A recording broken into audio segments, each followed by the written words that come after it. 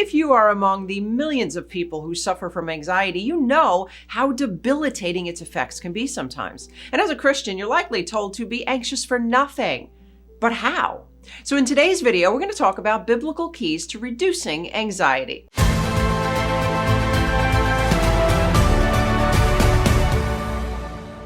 Well, hey there, I am Reece, and if you are looking for biblical solutions to life's tough challenges, go ahead and hit that subscribe and notification button. God did not give us a spirit of fear, but one of power, love, and a sound mind, 2 Timothy 1:7. Anxiety is a form of fear that the enemy uses to keep us trapped. He is crafty, however, in how he disguises anxiety, and he often wraps it in care and concern and causes you to think that you're being lazy if you're resting in the Lord. And anxiety is not a cute condition that one needs to coddle. We need to treat it as the demonic attack that it is. And whether your anxiety shows up as a constant concern or a full-blown panic attack, in the mighty name of Jesus, my friend, you can overcome. So if you are ready to say goodbye to anxiety and hello to God's peace, here are 4 ways to conquer anxiety.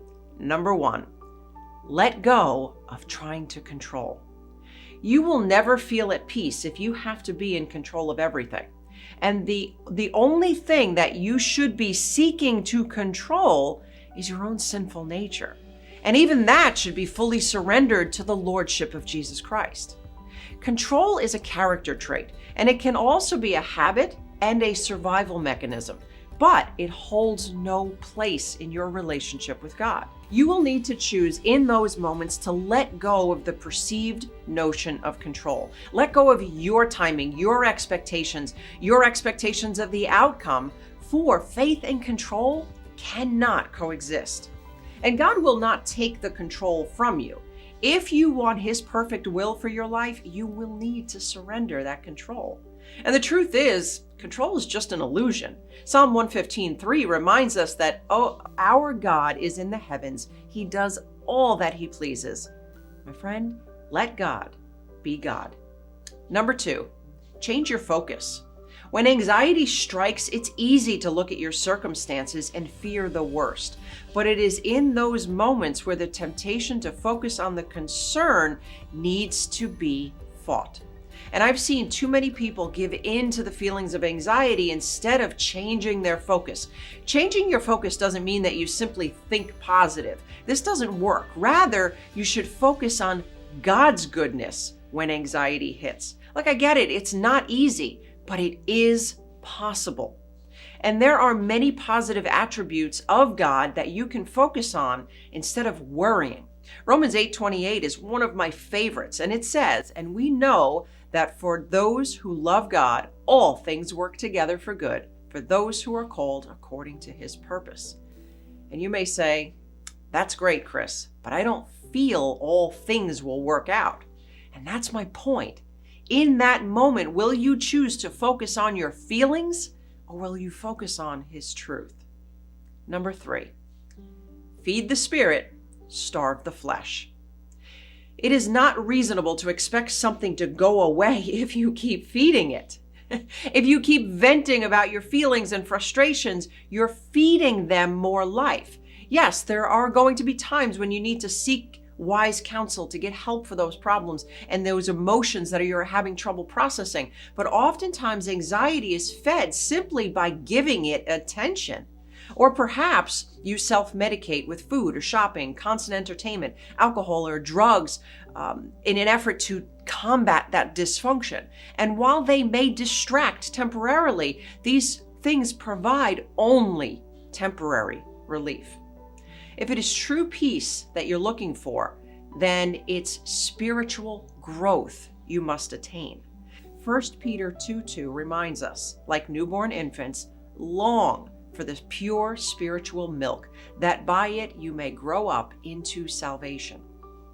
And number 4, take charge. The good news is that there is one area of our lives that we are actually commanded to take control of, and that is our thoughts.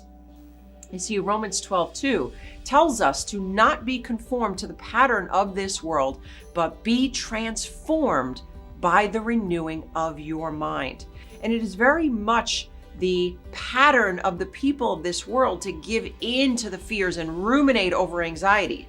But God's desire is to transform your life, especially your thought life, because everything begins in the mind. So if you're battling with troublesome thoughts that keep you from the life that God has for you, my friend, I want to invite you to check out our course, Renew. It's an online course that you can go at your own pace, and it's going to help you to manage your mind and rule your reactions. So my friend, God has given you the spirit of a sound mind. This is your mind. Take it back. And if you've missed my earlier video answering the question, does anxiety mean that I don't have faith? I will go ahead and include it in the link above as well as below. And while you're down there, I want to invite you to take our free Toxic Thoughts quiz.